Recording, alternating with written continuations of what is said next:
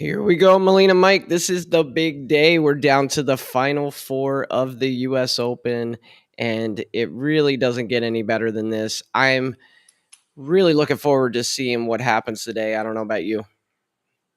Yeah, I mean, I've been here all week. Of course, today's the day everyone's been looking forward to, myself included. So, a lot of drama heading into the final day, which we'll get into. And yeah, I'm excited, man. Yeah, I mean, looking at those matches yesterday, the level of pool was really high, I thought. But then again, there were moments where those tight pockets came into play, and you saw some of the best players in the world have moments where it was like, wow. There was a moment in the Yap Victor match that just seemed like neither one could kind of get going in that match for a while. Um, so it'll be kind of interesting today because with each round the pressure's higher and it gets tougher. So down to the final four. Yeah, for sure. And there's guys within this grouping of four that handle pressure better than others, I will say. So it's going to be made for a great day. Yeah. Well, I tell you, one player that I don't know that either of us have picked in any round so far when we've done our preview shows and, we've talked about the players is Alexa. But you have to step up and take notice of what this kid has done. That's probably my lasting impression from yesterday is just how well he played against Jason. He did not look like the moment was too big. He didn't even look nervous. I'm sure he was, but you just knew when he got to the table. I think he was trailing at 6-2 at one point. He Right. gets to the table, and every time he got to the table, he's pocketing balls, he's running out, playing great. And I mean, I was just like, this if this stays this way, he looks the most comfortable to me out of anyone left in the tournament. And he's just Right. making balls and getting out from everywhere. What's your thoughts on him? Um, yeah, he first popped on the scene for a lot of people maybe like a year ago when he took Filler to the hill. I want to say in either a quarter or a semifinal of the European Open. That was kind of when he first, stepped up even more on the radar. Um, it was really surprising yesterday because I was sitting there talking with Tyler and we were sweating like the first half of the match, and I think he was down like 4-2, and I said he's playing better than Jason. Like I know he's stuck 2 games, but he's playing better than him. And so I had to go film some stuff out of the QTech booth, and then when I got done, um, I look at my scoreboard on my phone, and I saw it said 6-2, and I said, okay, well then the wheels more than likely are going to be falling off because that's a really big deficit. But one thing that I took notice of during those first like 6 games with Jason was that maybe his adrenaline was going a little too high, a little too much RPMs. He was just feeling the moment, which Jason has done before. But usually he's one of the best players to be able to like hone that in and process that and channel it in a way where he just becomes like a monster, that we know that he can be. Um, but with Alexa, I come back and then I start seeing him make a run. And I forgot who it was, but I said, he's not supposed to do this. Like this moment's too big for him. A player like that is not supposed to step up like this. The crowd is all pro Jason. Jason Yeah. was just feeding off of it. Uh, he's playing for a chance in a semifinal. You're supposed to dog it off if you're that young and you haven't been there before and you haven't played on that TV table because that was the first day that they played on that table. You're not supposed to be so poised. Well, he was all those things, Joe. He was Yeah. all those things and then some. I think he wins from there 8-2, which is just remarkable considering the moment. Yeah. I mean, I was very impressed. I just couldn't believe my eyes really because, he was playing that tight, 4-inch pocket table, made it look like a Valley bar box, really. I mean, and I even said, I was sitting there watching the match to my wife, and I'm like, one thing about Jason that makes him so tough is he hardly ever misses a routine shot. You'll notice that about him when he's playing well. You're not going to see him like kind of slip up and miss a routine shot. And really, that's what Aleksa did to him. I mean, he just got out from everywhere, and Jason ended up missing a few balls once the heat was on. And it was just an incredible performance. So I was really impressed with the kid. And I hadn't had the chance to see him play too much. But if he plays like that today, I tell you what, he can win this whole thing. Now, not getting ahead Yeah, of myself because his opponent today is hot. His opponent is Fedor Gorst. I would say that Fedor hasn't played as good as Fedor can play. I think he's kind of grinded out some matches and won some matches that maybe he hasn't been in tip top Fedor shape that we're used to seeing, but that can change at any moment, and we know the firepower that he has. So it's going to be a tough matchup here. Thoughts on Fedor? yeah. I mean, he even said as much whenever I talked to him yesterday. That he didn't think he was playing his best pull, but it goes back to what I've said before. And that some guys, let's say B plus game is way better than others A plus game. Mm, People just have a bit of a higher ceiling compared to others. And if that's the case here with Federer, and if he does catch another gear, then he's going to win this event. I said yesterday when we talked about the Carlo and Federer match, I said if he wins that match, he's in the final, and I stand by it. I firmly believe that. Not to say that Alexa can't win, but he's not supposed to win. um, and so we know how well that went over. But well, um, yeah, I mean, this tournament was full of not supposed to wins winning. It's the thing. Once we've got down to the final 64, it's just been ridiculously competitive. Where matches where a person was a slight favorite, they end up losing pretty heavily. It's been really an unpredictable tournament, I think. I think it's just guys have been playing on this equipment for so long now, or are getting more comfortable playing on this equipment. There's more consistency there. So the standard play is now raising because now this is what everyone's training on. This is what they're getting their table made to play on, so that way they can get more dialed in. Yeah. They're not to go and talk 10 ball, 9 ball, but there's more 9 ball events that are going on. So guys are paying more attention to those breaks, and Hmm. and really getting that where they want it to be at. We saw a guy like Robbie make a big splash in this event with a great break. We saw Aleksa not just come through with a great break, but poise when it comes time to run out. So when you train like that, then the level of competition catches up a little bit, and now you really have to step up your game. Um, I'm excited to see what the next couple of years of 9 ball pool looks like because I love the way that the table lays after the break. I can't when I watch 10 ball, even if even like big breakers, I know more or less what they're trying to do. Like I know what Yeah. balls they're aiming for. I know where they're trying to leave the one ball. When guys are playing one on the spot, I know what they're going for. They're trying to control the one, to make it trek down to that bottom part.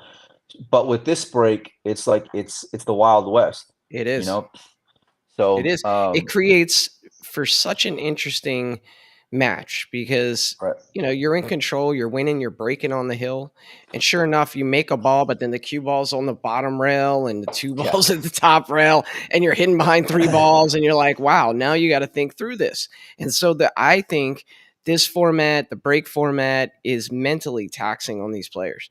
And the ones that are going to hold up are the ones that are going to be strongest mentally, freshest, got good sleep, and are really prepared to think through every single rack because we know how important each rack is.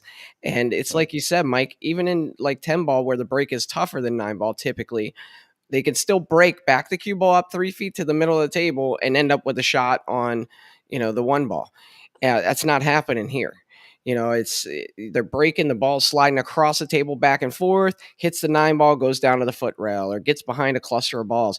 Really makes for some interesting pool. One of the things I love about One Pocket is how each game is so different, and you're starting to get that feel with 9 ball now too.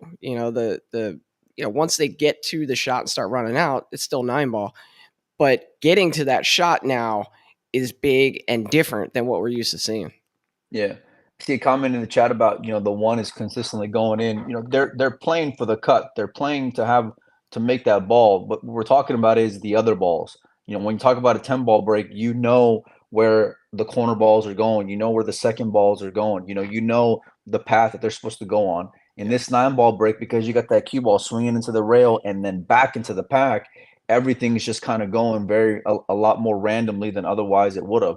Plus, they're not pattern racking on top of that. So, um, but yeah, it moving becomes a big priority. We talked to Moritz maybe a week or two ago, and he said how much he had been focusing on his safety play, right? Yeah. That tactical battle, and so even he recognized how much more it's weighted in this format versus maybe playing other rotation events. Yeah. So and look at how well that it served him recently. So it's kind of hard to argue there.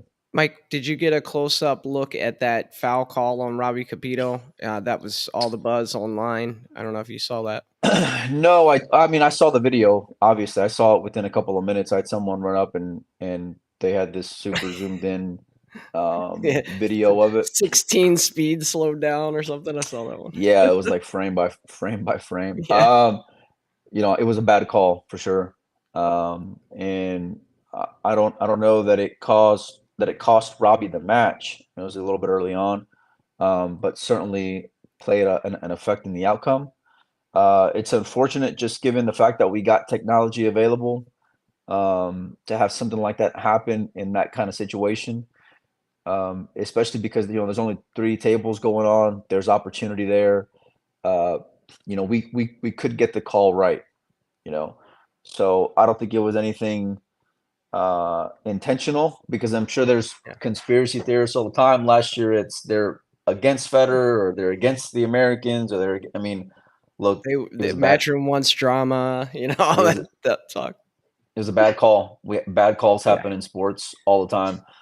It's unfortunate if you're Robbie on the receiving end, but Robbie battled back and he handled the adversity very well. He was one of the very big surprises for me out of this tournament, and really got a lot more of my respect, like for his game, than what I thought of prior to. But he took it because it was his play that earned him that. And I Yeah. think even he would say that when I asked him, I said, we haven't really seen you in around this day of a tournament in a while, and he kind of laughed and he said, yeah, and so he's worked on some things and it's showing in his results. Melina Melina Mike always knows how to make a person feel good. No, I mean, it's about being honest where somebody's at. I feel like in play and listen, there's a lot more players that are aware because they're all real sharp guys. They're all very, very sharp guys, and they know when they're coming up short. And I want to get their thoughts on it because maybe there is something going on. Like you could talk about the flip side, right? Where a guy who's had more success and a player like Victor maybe has more highs and lows when it comes to where his mental game is at. Where Robbie mentally has probably stayed more steady, but the results haven't reflected maybe what his level of talent can be. Yeah. So it's interesting how those things can kind of go back and forth and where it shows up on the scorecard at the end of the day. They Um, mentioned on the broadcast that Robbie travels with his coach, which I thought was pretty cool, right? So he's got I that saw this resource. guy. Yeah. Yeah, and he even mentioned this gentleman's name, and I can't remember it right now. But listen, you're gonna have it in pool. It's a part of it, but I do think it was a bad call for sure. Well, But I think a lot of the fans kind of Marcel just has a way about him that I think kind of puts fans off a little bit, because he's very assertive when it is yeah, time to make a call, and he's made some calls before that have gone against, like USA or US players at times, right, and obviously he's European, but I will say this: I've been called to watch a lot of hits, as at times a decent player in a pool room. Hey, Joey, come take a look at this hit. And I've watched a lot of hits. That's a very unusual thing to happen, right? Where you got a ball pinned against the back of a ball and it's a close hit anyway, but then you make a good hit on the back ball. And the fact that that back ball's not there anymore causes that front ball to kind of rock a little. It's just a very strange thing to happen. And so, from Marcel's perspective, he's probably looking at it and saying, well, if he hits the 8 ball coming in, everybody in the world's going to see it. It's going to be a foul, right? So there's no reason to kind of like bear down and watch that typically. But then when he slices the 6 out of there and I guess leaves a void and the 8 kind of rocks back into it a little bit, that's where or table roll, whatever it was, that's where, it's like, yeah, oh, well, obviously that's what happened. Well, we had the benefit of super slow mo. We had the benefit of watching it 37 times. So I can't really fault Marcel for that. Like, even with technology, Mike, it took me watching that thing several times and in super duper slow mo to kind of understand what happened there. And, if you stop the match for that, you're probably not going to have that to where you're watching it over and over again. You might watch it 3 or 4 times, but maybe in a little slow mo, but not super slow mo. So I don't even know that technology solves that problem right now. To me, it was just No, I mean, I got it. human error and I got it zoomed in on a video within a couple of minutes of it happening. So I'm not gonna buy that well, that's the technology point. part not being You're available. gonna hold the tournament up for a couple minutes to dial that I in. mean, listen, you're not playing with 30 tables anymore. You're down to three. And it's a big spot. Yeah, So there's more resources available later in the event. yeah, And I hear talks about it's the same ref. But let me tell you something. That guy's on the TV table for a reason. he's good. He's a very well decorated and seasoned ref, not just when it comes to pool, but also when it comes to snooker. Yeah, He if I'm the one calling balls and strikes every time, then the ones I get wrong are going to be more weighted. But I'm the one who's always there, and I'm always there for a reason because I'm the best. I'm one of the best ones at that position. So um, I don't think there was anything like trying to get Robbie because Robbie was a great story. Robbie's yeah, good looking kid. He plays the game well. He's got this quiet confidence about him. Whenever he's playing pool, yeah, we know Federer's a great talking point as well. But yeah, I think that obviously he shit the bed when it comes to the call. And to be fair, like when that Hunter and Scott drama went down, I tried to get one of the refs on there, and they weren't wanting to come on. So I don't think it'll be any different in this instance because they just don't like talking to media. So, but we could get Brendan Moore on, who runs the tournament. But yeah, I mean, what are you gonna do? They got yeah. but one thing I will say that I respect is that look, the guy when he makes a decision, he stands by it. He You know, he does. doesn't he doesn't water it down. He says it's his way. He's making the ruling, and then he moves forward, and I I love think that. that's why he rubs people the wrong way sometimes. At least But you have fans to be because watching. if not, those pool players are going to eat you Oh alive. yeah, yeah, yeah. They You're right. will. Yeah, I'm going to be on soccer fields today. It's the same thing out there. Referee kind of hesitates, and you're done. You just got to be assertive and decisive, make the call, and then people will respect you more. I think in the of end. course. Yeah, yeah. And Yeah, and I've seen him talk to a lot of players. I've talked to a lot of players. Um, racking can be an issue at times as well. Like there's no, but you have these imperfections in all sports. Why do you think they have like the replay of the in and out on tennis, yeah, right? And what happens when you're out of challenges, Joe? Right? The ball may still be out, but now you're just out of challenges. yeah. You know, you balls and strikes in baseball, a penalty in football. You can input every, holding call. You can input hockey. Just name the sport, and you have these human elements that just are a part of the character of the sport. And pool's Yeah, no different, yeah. So, And like I said, it was an unusual. You don't see that type of situation come up where like if you're shooting into a ball yeah, and there's another ball covering most of that ball in front of it, if that ball moves, that's typically what people say. Oh, what the eight moves is bad, right? That's right. what they'll say leading into that shot. Well, guess what? The eight moved. Now we had the benefit of looking at it after the fact, and we realized, what, it wasn't a foul. It just happened to move because the balls were frozen and it whatever. But interesting situation. So you're picking Federer. I like Federer. Well, well, well. You're not picking. Federer's supposed to win. I saw a line out there today. I could not believe it. Federer -2 with the way Alexa's playing. I don't think two's enough, to be honest with you. On a game line, it's not enough. It's What? good for the guy laying it because Federer's supposed to win by that and then some. But I don't think it's enough. Did you not watch yesterday? Did you not see what Alexa was doing? I just can't imagine that being a It's good line right now. it's the last day of a tournament. Yeah, maybe you're You counting know, on nerves for the youngster. Well, they're both youngsters, but yeah, yeah. I mean, that's what you're hoping he does if you're betting on Federer.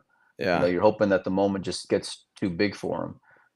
But we've seen Federer miss balls. Federer missed a pretty routine three ball to yeah, to put Carlo out, and really got fortunate to survive that match. yeah, So if it wasn't for a fluke ball that just dressed up perfectly, it should have been, I want to say, like 9-8 with Carlo breaking still. yeah, So um, which was just brutal, by the way. And yesterday had a lot of brutal matches. We saw David lose on a hill scratch the break. We saw Victor just find a way to try to dog it off to him.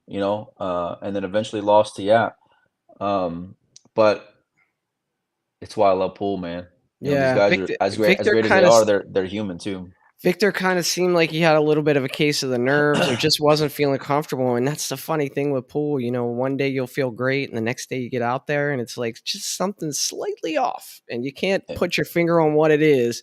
And when you're playing on 4-inch pockets, very slightly off is the difference between missing a ball badly and making it center of the pocket. So, Yeah. but last Well, thing I want to talk about with this match. Go ahead. we'll give our picks here in a minute, but I will say this: look, there's difference between expectations and free rolling, and if both of them are playing well, and one of them has been shown to show a little bit of nerve from time to time. Not a lot of time, but from time to time, it's going to make for a great matchup. Yeah. So this match actually has pretty significant Mosconi Cup implications. Who Right. would have thought coming into the tournament that we could be talking about Alexa as having Mosconi Cup implications? We had talked about Beasterbosch because of how well he did in the Spanish Open. And what if Right. he wins the US Open, or what if he gets super deep? But really, Alexa's in a position where he controls his own destiny at this point. Is that right? Yeah, absolutely. If he wins this match against Federer, and then if he goes on to win the event, he will take over the number 2 spot, thus making him the second automatic pick for Team Europe, and he'll lock up his spot. So, but both things have to happen, which is not easy with these players that are left, especially his first opponent going into today.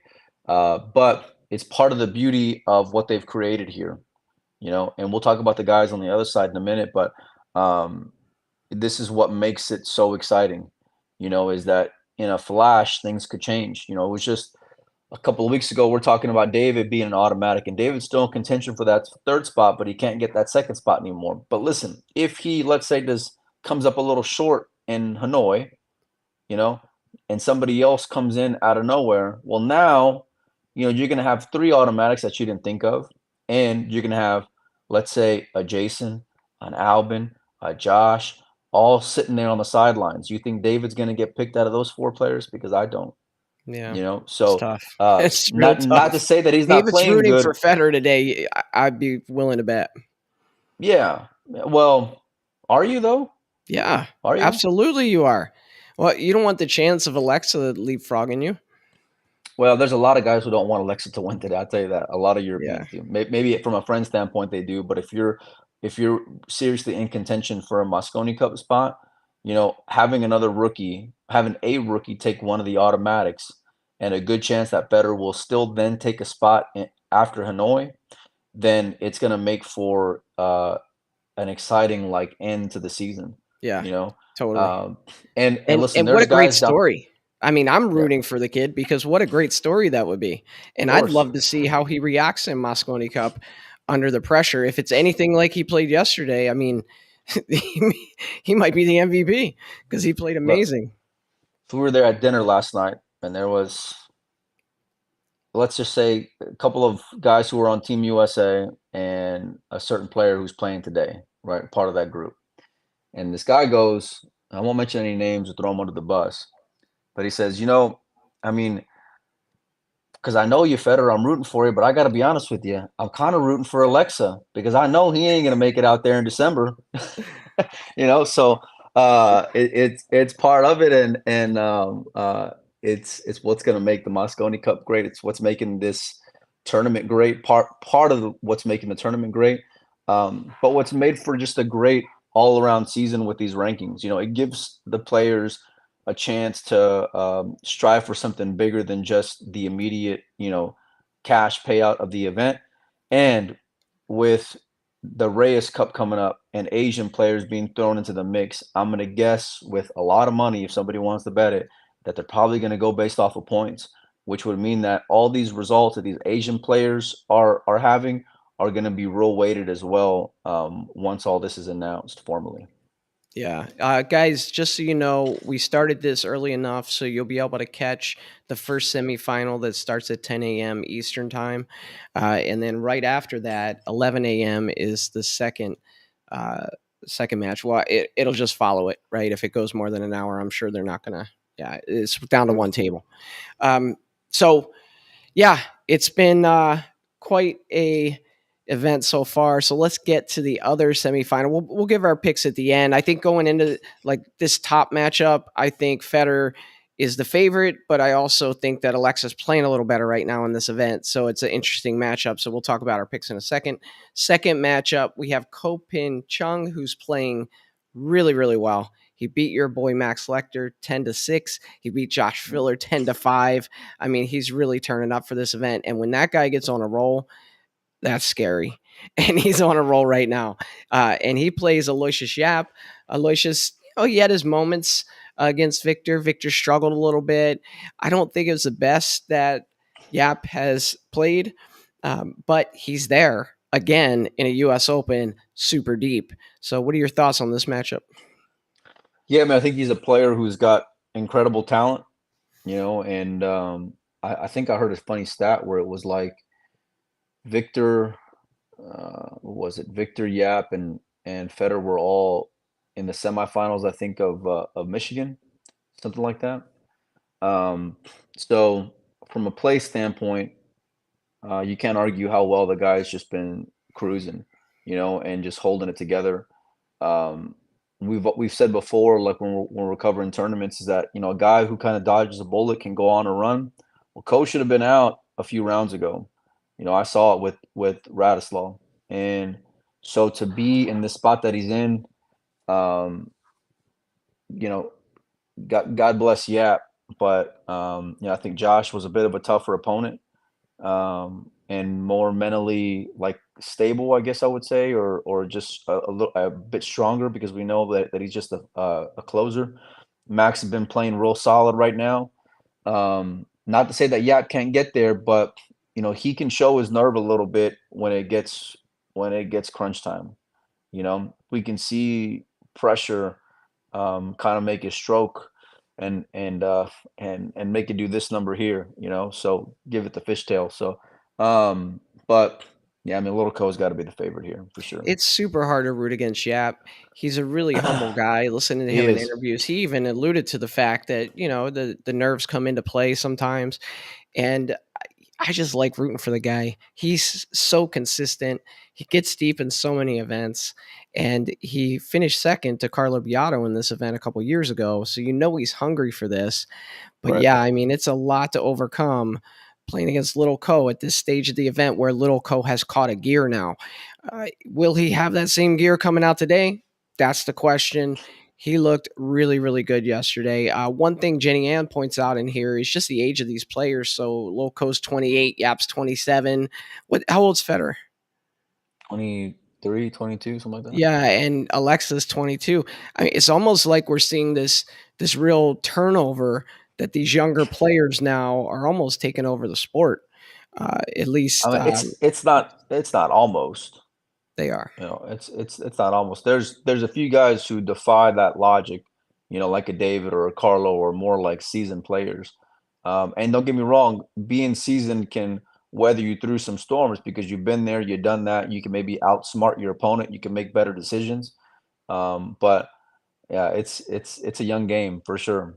Yeah, I mean, it's completely changed from the time when I remember I started watching US Opens and the American players seemed to be like in their 30s or season. If a younger guy came through and won it, it was kind of such a surprise. Well, now this might be the toughest tournament in the world, and here we are with 420 some year olds in the semifinals. It's kind of neat to think about. So, what do you The think, U.S. Mike? Open.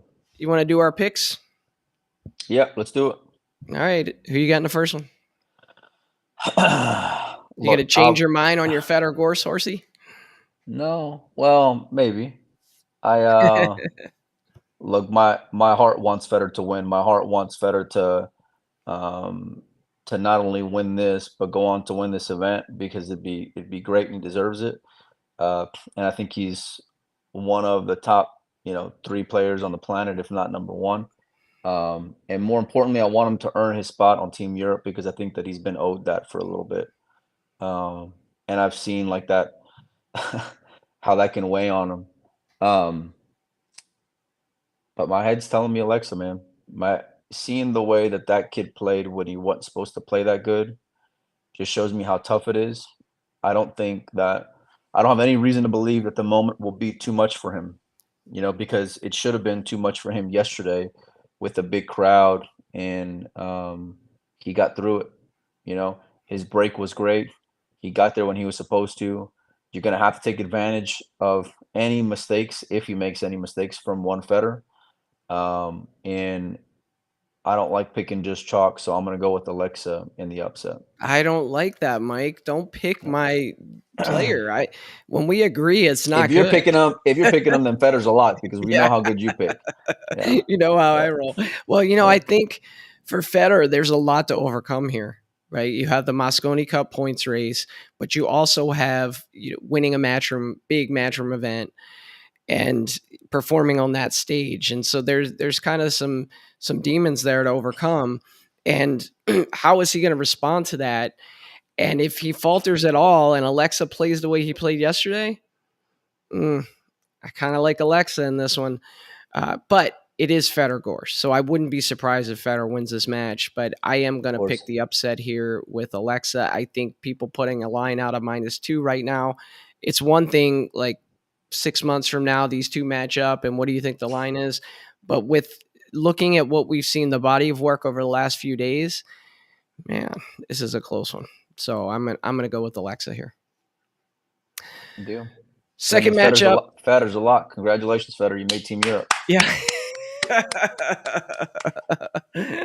And you know what? I can't root against Federer either. So I'm rooting for a great match because I love Federer. I love his demeanor. Even with Robbie after the match, you saw that they kind of came together at the head of the table. And I don't know what Federer was saying, but I have a feeling it was something compassionate about the foul call and, just the way Federer is, like just trying to be understanding and sympathetic there. So anyway, second matchup, Loco against Yap. Who you taking? I can't bet against Little Co. The dude's just playing beyond steady. He's taking advantage of every opportunity. He's getting ahead on guys, and I think he'll continue to get ahead here. Um, I like Aloysius. He's an easy guy to root for. I mean, both of them are. They're both real good dudes. Smiling and just enjoying it. The one thing that I'll say though, and what's going to give Yap a chance, is that there were spots in the match with Max where I saw Little Co where more emotions than I've seen before. You know, where there were mistakes where you could visibly see it on him. Which means that he's got a little palms a little sweaty. You know, so if that's the case, and if Yap can do what he can do, um, then that's the only chance he's got. Because otherwise, that little guy, he ain't It's a he little ain't guy. he ain't, What's he he weigh? Like ain't messing around. 120 Maybe pounds soaking wet? soaking wet with a towel. Yeah, yeah, I'm yeah. going with Loco in this one. I think his class is going to shine through here. I love Yap. I love what he can do on a pool table and the way he carries himself off the table, his demeanor. But I don't see him beating Loco here. It could happen, but I like Loco. And when I used to pick football games back before I knew anything about football, I would always go by the nicest uniforms. And if I go with that logic here, if you've ever seen Little Co's Q, I mean, it's just like the most beautiful thing you'll ever see. So I'm picking based off the beauty of the Q as well, and I'm going There with you go. Loco. There I you mean, go. all the brothers have beautiful Qs. Those Zen custom Qs are beautiful. So okay, so assuming we kind of picked the same way, right? So assuming a final of Alexa and Co, who you got coming out of that as the U.S. Open champion? Um, I mean, I'll use the same logic. If I just think about how well guys played and just kind of like leave the names and the reputations and maybe friendships that I have with them out the door, like if I just think about what I saw yesterday, Alexa will be the next US Open champion. He's supposed to be. I think he played that good. I think he played that good against Jason. I think he's supposed to play better. I think he's supposed to. That game yesterday would beat any one of them today, and that's why I think we'll win the U.S. Open. I'm going the other way, and I'm going to take Ko over Alexa in the final to win the U.S. Open, be the 2023 U.S. Open pool champion. But I'm hoping it's better. I ain't gonna lie. I'm hoping it's better. Yeah. I'm hoping it's better. I'm hoping All it's right. better. So what else we got going on in the pool world, Mikey? No, just everyone's taking off from here. They're going to Hanoi after this for Vietnam. So it's not gonna stop. One event to the next, one major pool tournament to another. So it's an exciting time. And really the next, I mean, there's so many events. You got Vietnam, you got Austria, you got Puerto Rico, you got the international. This is a busy, busy month in pool, both on the World Nine Ball Tour and outside of it. So, and yeah, we're gonna have a good time too. At least I know I will. Yeah, I So, got a couple things that I just want to get off my chest. First of all, Jenny just brings it up in the comments. Hearing Scott Frost's voice in the commentator booth was great because it's another very knowledgeable voice, well spoken, who brings some great insights to pool. So obviously we get that with Jeremy, we get that with Carl, but now having Scott in the booth, I think has been a great addition to the team. What are your thoughts? yeah, I've always appreciated Scott's commentary, even listening to him call one pocket. It's always been a treat. So I'm not surprised there. I haven't been able to listen to it because I'm not watching the stream, but Oh, that's right. um, You're not hearing it. Oh yeah. So just for your benefit, the match with it might have been Jason and Sky. Jason rolls up on a safety and he elects there's a ball near his side pocket. He elects to thin it and go down table and get behind a couple balls. Where Scott immediately points out he could send that object ball down behind those balls and the cue ball up in the top corner behind another cluster of balls.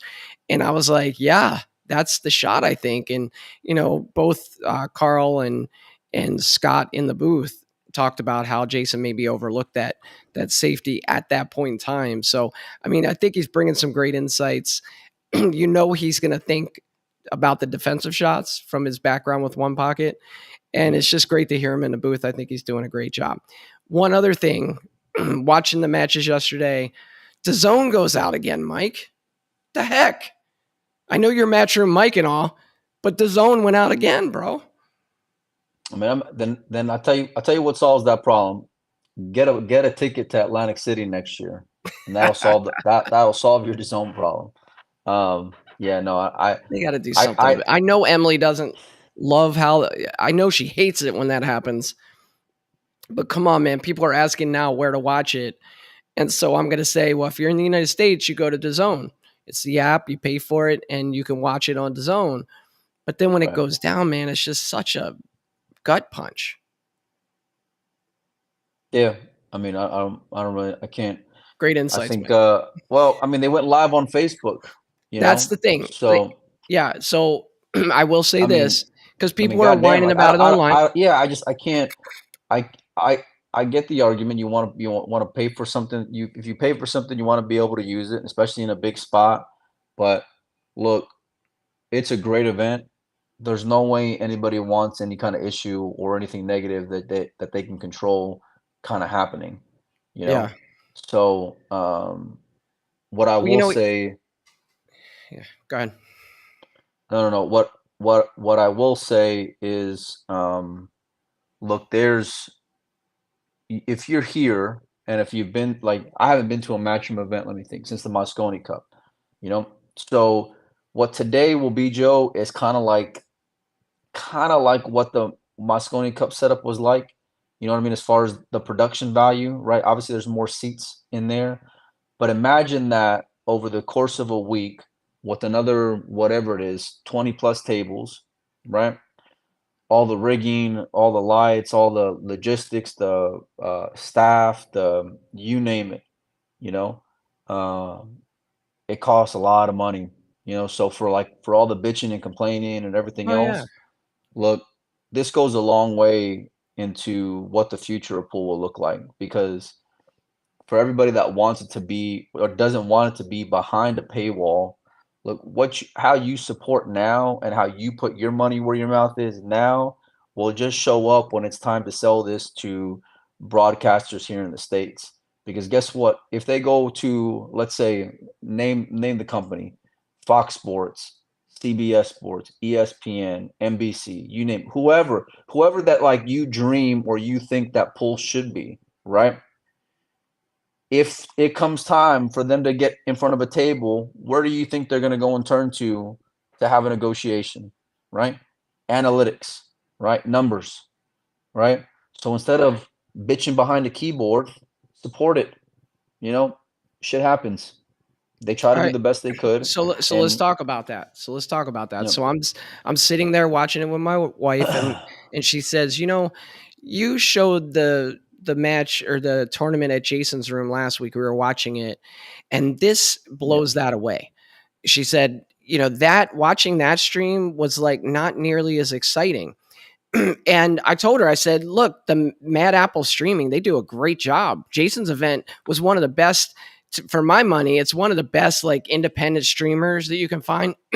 They do a great job, they do a but great they job. don't have the production value in between like Matchroom does. Right. And I Right. was explaining to her when they show those outtakes or not outtakes, but those leading to commercials and they show the mashup of what just happened 30 seconds ago. The Do you know mashup, how, huh? mash up, Is that not mashup, it? When they mash up? When they bring together, mashup. I don't What? know, mash up, where they take like all of the little shots that were made and put them together in one video and they A show it reel? like 30 seconds after it happens. You got on the fly video editors that are, it's called mashing it up, Mike. They mash it up together into a Excuse video me. Okay, and I'm they learning. put Let it me out within like let me write that one down. simmer down, and they put it into a video and they put it out like 30 seconds after it happens. It's amazing. It's like the NFL He's type of talk production, right? he's talking about taters. That's funny. So I don't know. Listen, I don't know I what the fuck you're explained to her, talking I about, said, look, Joe. hold on. I said, this type of production is what makes Matchroom the best. And you're right. That's the kind of thing that's going to draw somebody in who's not a fan of pool. At the same Right. time, at the same time, here's why the DAZN platform will not draw people in. I have DAZN. How often do I go and watch any other sport on there? You know, yesterday they had the World Chess Championship or something, or they had something else. You see it on there. I never click into those other sports and watch. So basically, you're only relying on the people that already have DAZN to click on one other sport that they don't typically watch. That's never going to happen. Or people who are already pool players who are going to buy Look, DAZN. It's just the way it is. I've watched it for a few other things outside of pool, especially snooker. That's just me, you know. So I don't know, you know. But like Women's anything, soccer, you tuning into that? if I'm firing at it, maybe, you know. So, yeah, fuck, man. Who cares? Have some fun with it. You know, I got to get it off that platform. look, whether I, I don't like it whenever it goes down You neither. talk about Whenever, analytics, Mike. You talk about analytics, right? Don't you think? I was watching a match yesterday on YouTube, one of their YouTube matches without commentary, had 12,000 people watching it. what match was it? I forget, but that's analytics. You know, I'm saying like if this were on YouTube, Facebook, whatever, then I could share it, right? I could share it and say, check this out. Even if you're not a pool fan, you're going to want to see Jason Shaw versus Sky Woodward. Tune in, guys. And then I'd have friends of mine that would tune in just because they hear me talking about pool all the time and they're like, oh, okay, I'll check it out. You know, so that's just kind of my view of it. And I just think that long term, the zone's not going to work.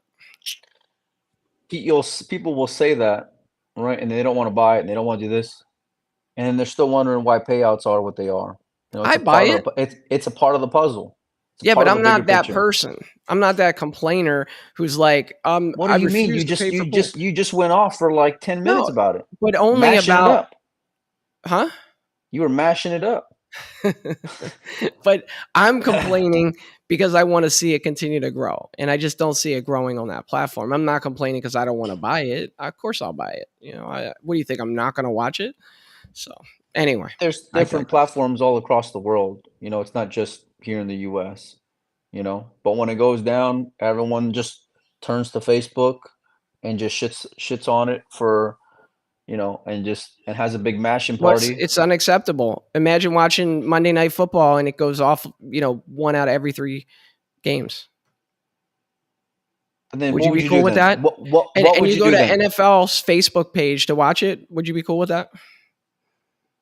Yeah, because you still got to watch the game. Who gives a No, shit where you get to watch that? sorry, I'm You not would so buying that. you wouldn't be happy watching a football game on a Facebook page? Is that what you're saying?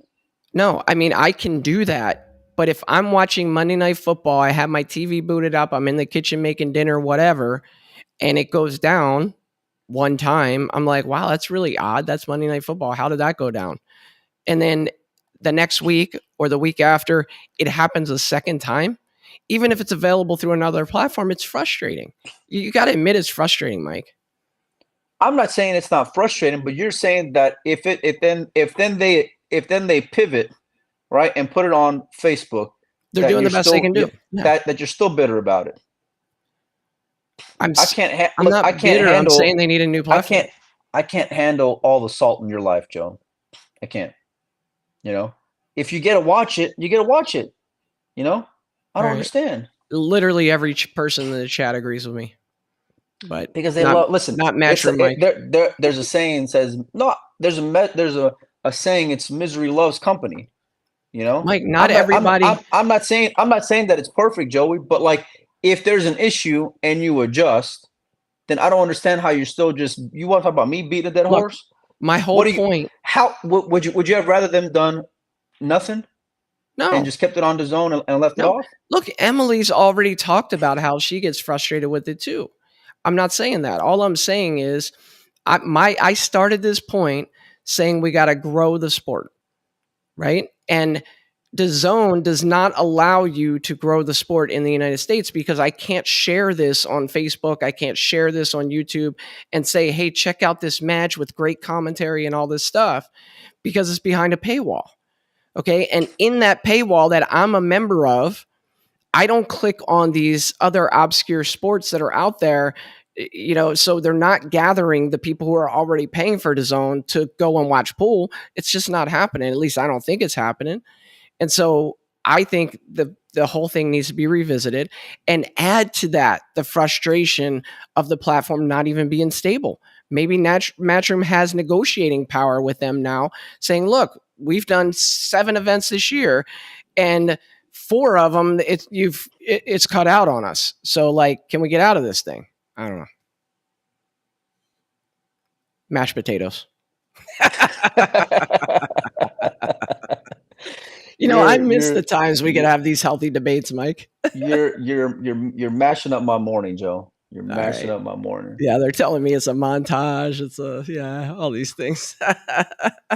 Well, Look, Mikey, everybody's got the fix. since I'm fired up today, If you go to a pool tournament or online, you know what you hear all the time is I got this great idea that'll solve pool. I got this great idea. You want to simplify it? Fucking support pool. That's how you can do it. I did. I You know, started a podcast. Thank you. you show up like once every 6 months. What are you talking about? Oh, okay.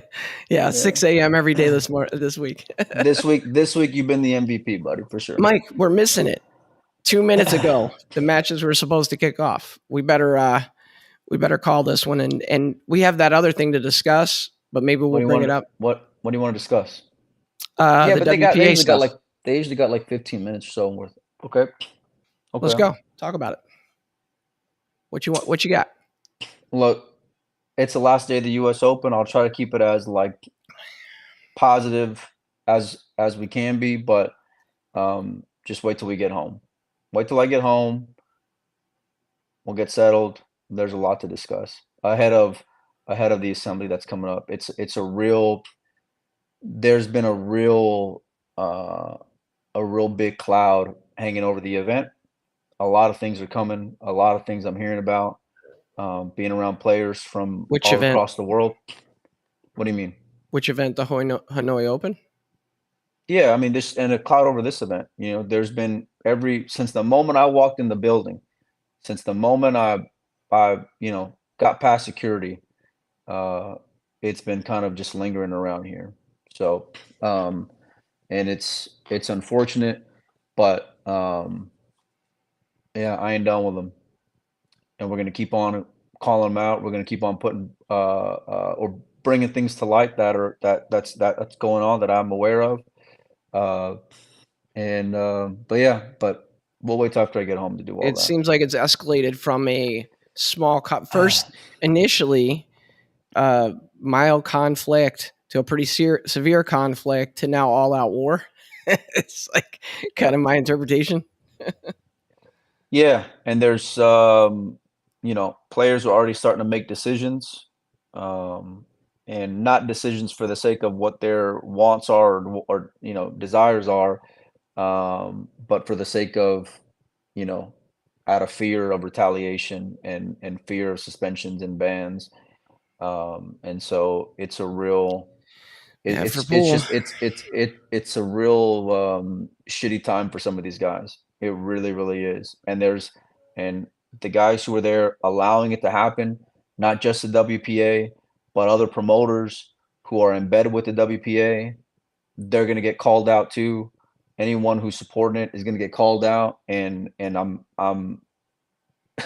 it's gonna be a fun couple of weeks because there's a lot of contradictions, a lot of like tactics that are being used by these federations and by the ACBS and WPA, that it's just not fair for them, you know. So, and the same probably goes for anybody putting on an event that they're in bed with them. Hey, Predator. I thought you just walked off the set. Yeah, yeah. So Oh, well, hey, listen, let's let people get to watching the matches. It's going to be yeah. a great one. First up, Fedor Gorst Oh, versus Alexa. real Yeah. quick, I see a comment on there about the Junior Open champion. So I did interview Lazaro before his match with Carl Natterberg, but I kind of they got real strict policies when it comes to kids that are under 18. So I'll wait till I get home. I can't wait to have Lazaro on. Congratulations to him on a great event and a great final. And but I tried to interview both of them, and then I wanted to interview Little Laz after the event. So, Yeah, let's have him but on. yeah, no, without a doubt, the first thing I told him. So I congratulated him, and then I let his grandma know because I had the interview. I put it up the one before the match, and then I was trying to get Carl on. I got Dennis Grave to help me get him because they're rolling together, right? Um, but then my contact here from Matchroom said no go. So because the kid's underage, there's just legalities they got to make sure they Yeah, that follow, and I makes get it. sense. So, but we will make sure we get him on next week and show him some love and massive congratulations to him because he had a great tournament, but a great final as well. Yeah. So So I'm going to be out on the soccer fields today. I've already asked my wife to forgive me that I'll be watching pool at my kids' soccer games, but I'll be checking it out. So, guys, make sure to check it out. In the US, it's on DAZN starting a few minutes ago. Fedor Gorst versus Aleksa Pecelj. So, Mike, it's been fun as always. We will chat later. Peace. later, y'all.